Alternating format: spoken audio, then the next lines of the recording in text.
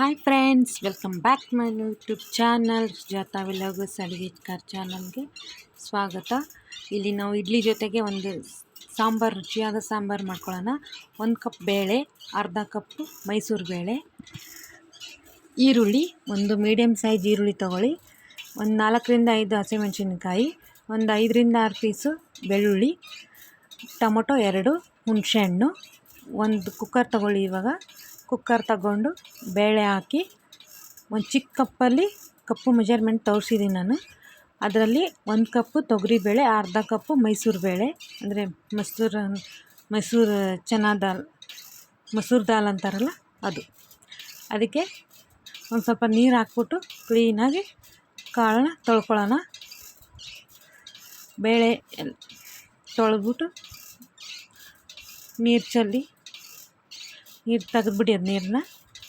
ಇವಾಗ ಕುಕ್ಕರಲ್ಲಿ ಒಂದು ಈರುಳ್ಳಿ, ಇವಾಗ ಕಟ್ ಮಾಡ್ಕೊಂಡಿರೋಂಥ ಒಂದು ಮೀಡಿಯಮ್ ಸೈಜ್ ಈರುಳ್ಳಿ, ಹಸಿಮೆಣಸಿನ್ಕಾಯಿ 4 ರಿಂದ 5,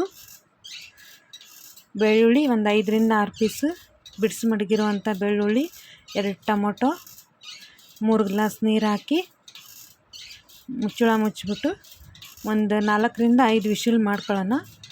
4 ರಿಂದ 5 ವಿಶಿಲ್ ಮಾಡಿಕೊಂಡ್ರೆ ಹಣ್ಣಾಗಿ ಚೆನ್ನಾಗಿ ಬೇಯುತ್ತೆ.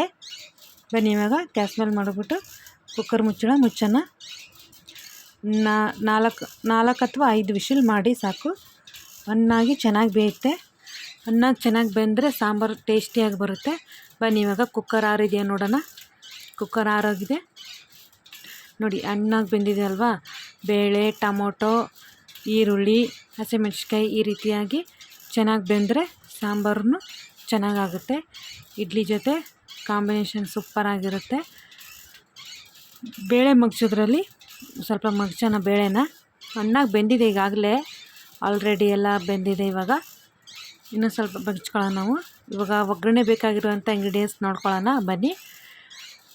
1 ಟೊಮೊಟೊ, ಒಂದು ಚೂರು ಬೆಲ್ಲ, ಕೊತ್ತಂಬರಿ ಸೊಪ್ಪು, ಕರಿಬೇವಿನ ಸೊಪ್ಪು, ಒಂದು ಅರ್ಧ ಟೇಬಲ್ ಸ್ಪೂನ್ ಅಷ್ಟು ಕಡಲೆಬೇಳೆ, ಉದ್ದಿನಬೇಳೆ 1/4 ಟೇಬಲ್ ಸ್ಪೂನಷ್ಟು, ಬ್ಯಾಡಗಿ ಮೆಣಸಿನ್ಕಾಯಿ ಅಥವಾ ಇದೇ ಗುಂಟೂರು ಮೆಣಸಿನ್ಕಾಯಿ ಒಗ್ಗರಣೆಗೆ, ಒಂದು ಈರುಳ್ಳಿ. ಗ್ಯಾಸ್ ಮೇಲೆ ಒಂದು ಕಡಾಯಿ ಮಡಗ್ಬಿಟ್ಟು ಒಂದು 2 ರಿಂದ 3 ಟೇಬಲ್ ಸ್ಪೂನಷ್ಟು ಆಯಿಲ್ ಹಾಕ್ಕೊಳ್ಳೋಣ. ಜೀರಿಗೆ ಒಂದು ಅರ್ಧ ಟೇಬಲ್ ಸ್ಪೂನಷ್ಟು. ಇದಕ್ಕೆ ಇವಾಗ ಈರುಳ್ಳಿ ಹಾಕೊಳ್ಳೋಣ.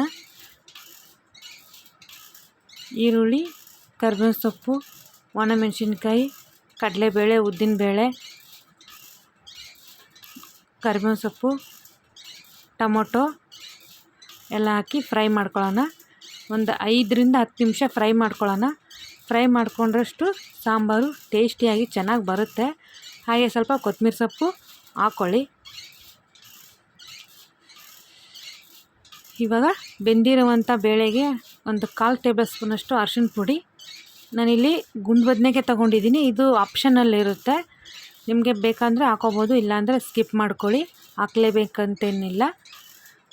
ನಾನು ಒಂದು ಬದನೆಕಾಯಿ ಹಾಕಿದ್ದೀನಿ, ನಾನು ಗುಂಡು ಬದನೆಕಾಯಿ ಹಾಕಿದ್ದೀನಿ. ನಿಮ್ಮ ಮನೇಲಿ ಯಾವ್ದು ಯೂಸ್ ಮಾಡ್ತೀರೋ ಅದನ್ನೇ ಹಾಕ್ಕೊಳ್ಳಿ. ಬನ್ನಿ, ಇವಾಗ ಫ್ರೈ ಆಗಿದೆ.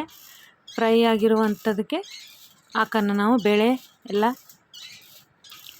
ಟೇಸ್ಟಿಯಾಗಿ ಚೆನ್ನಾಗಿ ಬರುತ್ತೆ.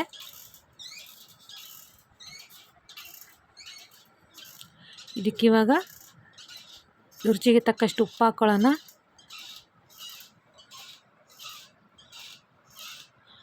ಒಂದು ಟೇಬಲ್ ಸ್ಪೂನಷ್ಟು ಉಪ್ಪು ಹಾಕ್ಕೊಂಡಿದ್ದೀನಿ. ಚಿಲ್ಲಿ ಪೌಡ್ರು 2 ಟೇಬಲ್ ಸ್ಪೂನಷ್ಟು ಹಾಕಿದ್ದೀನಿ. ಮತ್ತು ಹುಣಸೆಹಣ್ಣು ಹುಳಿ ಒಂದು ಹೆಬ್ಬಟ್ಟು ಗಾತ್ರದಷ್ಟು ಹುಣಸೆಹಣ್ಣು ಹುಳಿ ಹಾಕಿದ್ದೀನಿ. ಚೆನ್ನಾಗಿ ತಿರ್ಸ್ಕೊಳ್ಳಿ. ಒಂದು 10 ರಿಂದ 15 ನಿಮಿಷ ಬೇಯಬೇಕು. ಸಾಂಬಾರು ಚೆನ್ನಾಗಿ ಬೆಂದಷ್ಟು ಟೇಸ್ಟ್ ಬರುತ್ತೆ. ಬೇಯಲಿ ಇವಾಗದು. ಇವಾಗ ಬೆಲ್ಲ ಹಾಕ್ಕೊಳ್ಳೋಣ. ನಾವು ಯಾವುದೇ ರೀತಿಯಾದ ಸಾಂಬಾರು ಮಾಡೋ ಪದಾರ್ಥಕ್ಕೆ ಒಂಚೂರು ಬೆಲ್ಲ ಹಾಕಿದ್ರೆ ಟೇಸ್ಟಾಗಿರುತ್ತೆ. ನೋಡಿ, ಇವಾಗ ಬೆಂದಿದೆ. ಇಡ್ಲಿಗೆ ಸರ್ವ್ ಮಾಡೋಣ ಬನ್ನಿ. ಇವಾಗ ಬಿಸಿ ಇಡ್ಲಿಗೆ ಸಾಂಬಾರು ಮಾಡಿದ್ದೀವಿ. ನಿಮ್ಮ ಮನೇಲಿ ಒಂದು ಸರಿ ಖಂಡಿತವಾಗ್ಲೂ ಟ್ರೈ ಮಾಡಿ. ತುಂಬಾ ಟೇಸ್ಟಿಯಾಗಿದೆ. ಟ್ರೈ ಮಾಡ್ತೀರಾ ಅಂದ್ಕೊಂಡಿದ್ದೀನಿ. Idli sambar recipe ಸೂಪರಾಗಿದೆ.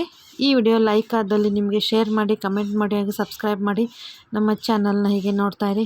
Thank you.